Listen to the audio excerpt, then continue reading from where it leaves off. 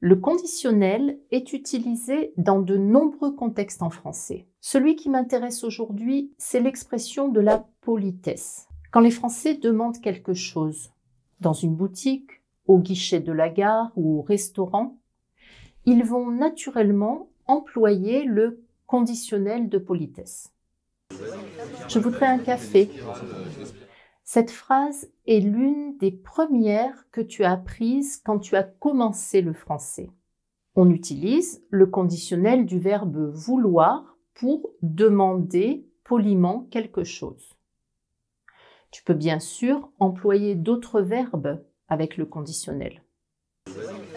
Vous m'apporteriez la carte des vins, s'il vous plaît?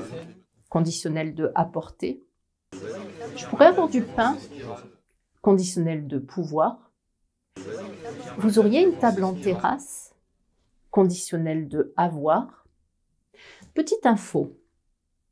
Parfois, pour ajouter encore un peu plus de délicatesse, les Français vont utiliser une question négative au conditionnel. Vous n'auriez pas une table en terrasse? En France, on a toujours un certain formalisme quand on s'adresse à des gens qu'on ne connaît pas. La question négative au conditionnel est parfaite pour ça. Vous n'auriez pas, blablabla.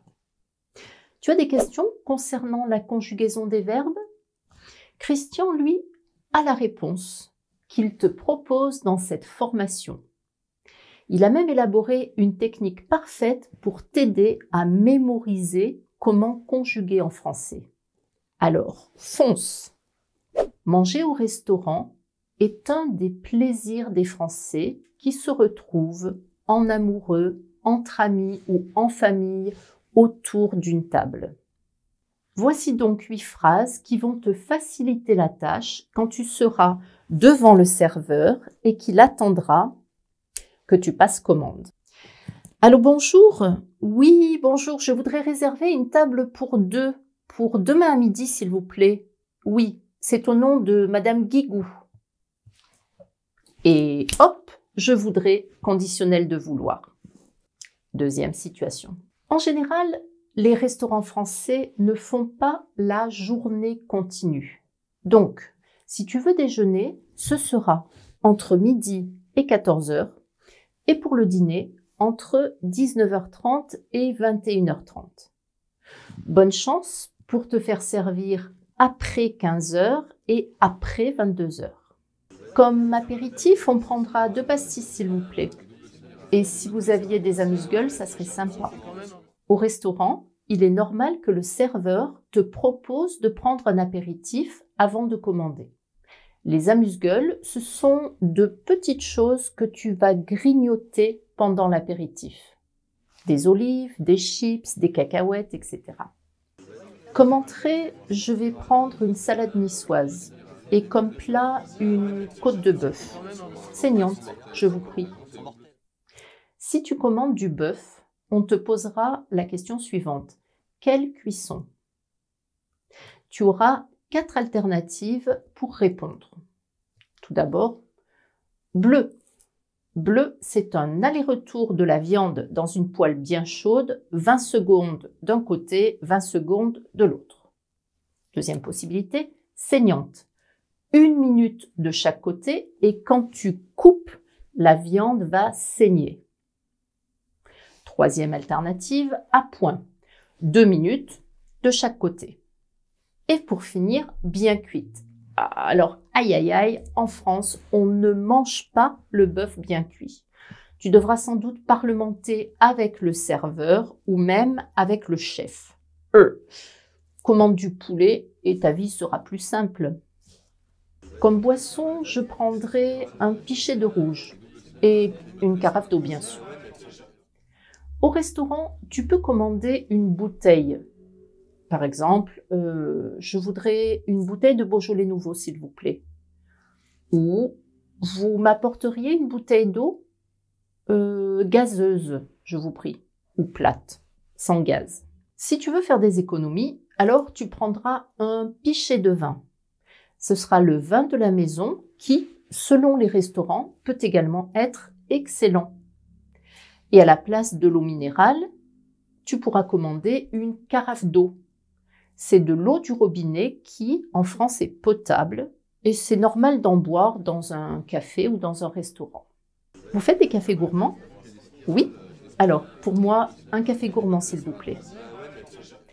Être gourmand, c'est aimer les aliments sucrés, les glaces, les gâteaux, les chocolats, les bonbons. Le café gourmand, c'est très à la mode aujourd'hui. Au lieu de prendre un dessert, parfois c'est un peu trop après un grand repas, tu peux commander un café gourmand. On t'apportera un café, un expresso et une sélection de petites portions des desserts qui sont à la carte. Une bonne manière de goûter à tout avec modération. Excusez-moi, où sont les toilettes? Alors, n'oublie pas que le mot toilette est au pluriel dans ce contexte. Où sont les toilettes? Au singulier, ce mot existe, mais avec une idée complètement différente. Si tu fais ta toilette, ça signifie que tu te laves la figure, tu te brosses les dents et les cheveux, tu te maquilles ou tu te rases, etc. Les toilettes, la toilette. Vous nous apporteriez l'addition, s'il vous plaît?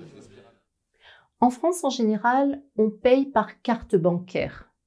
Et depuis le Covid, même pour de très petites sommes, tu peux acheter une baguette de pain, en général 1 euro, avec ta carte bancaire.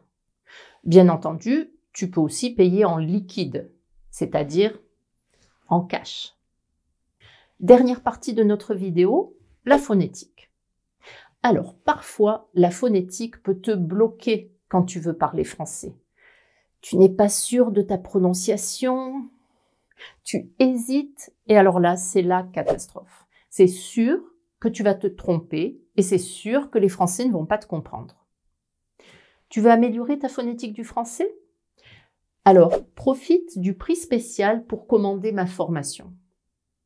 La leçon phonétique du jour porte sur 3 mots du restaurant que mes étudiants confondent bien souvent avec d'autres mots qui n'ont pas du tout le même sens. Par exemple, tu bois du vin ou tu bois du vent? Ah, les nasales, c'est toujours un plaisir. Observe la position de ma bouche, écoute et répète.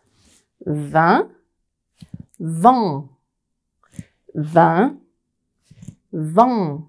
Alors bien sûr, au restaurant, tu bois du vin. Et au bord de la mer, aujourd'hui, il y avait du vent.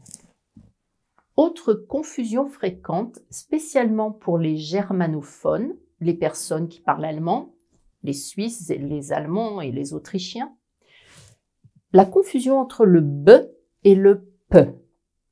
Pour prononcer ces 2 sons, la bouche et les lèvres ont la même position, comme pour faire un bisou. B, P. Mais pour prononcer le B, tu as une vibration des cordes vocales. B, B, bois, boisson. Et pour le P de poisson, pas de vibration. Enfin, dernier problème.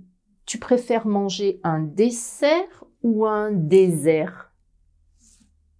La différence entre les sons SE et ZE n'est pas simple.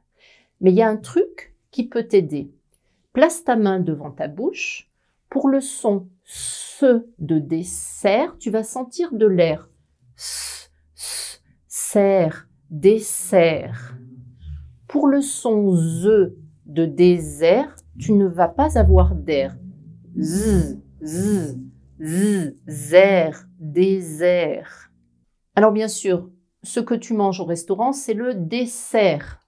Le désert, ça n'a rien à voir. Voilà, tu es prêt ou prête à aller au restaurant?